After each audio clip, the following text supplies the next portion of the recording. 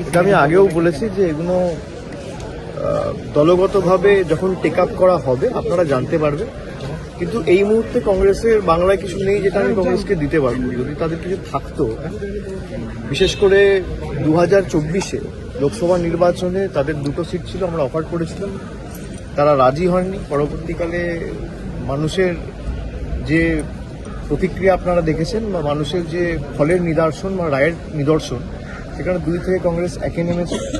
পরবর্তীকালে কি হবে কি না হবে সেটা দলনেত্রী মমতা বন্দ্যোপাধ্যায় ঠিক করবে, কিন্তু কংগ্রেসের সাথে জোট করে তৃণমূলকে জিততে হবে। তৃণমূল 2016-তে একা লড়াই করেছে, 2014-তে একা লড়াই করেছে, 2019-এ একা লড়াই করেছে, 2021-এ একা লড়াই করেছে, 2024-এ একা লড়াই করেছে, এবং যত দিন গেছে তৃণমূলের সাংগঠনিক শক্তি আরও বেড়েছে একা লড়াই করে।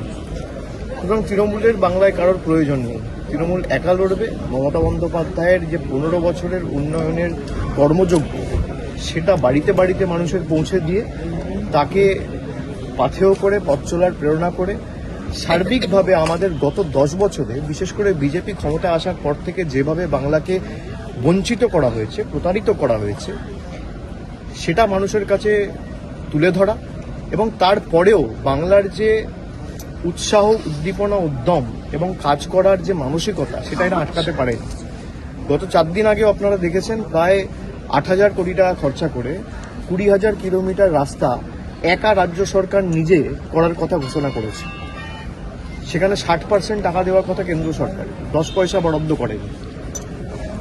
ভারতবর্ষের প্রধানমন্ত্রী এবং বিজেপি আত্মনির্ভর ভারতের কথা বলেছে, মমতা বন্দ্যোপাধ্যায় স্বনির্ভর বাংলাকে বাস্তবায়িত করে মানুষের সামনে দেখিয়েছে। বাংলার থেকে তো শেখা উচিত।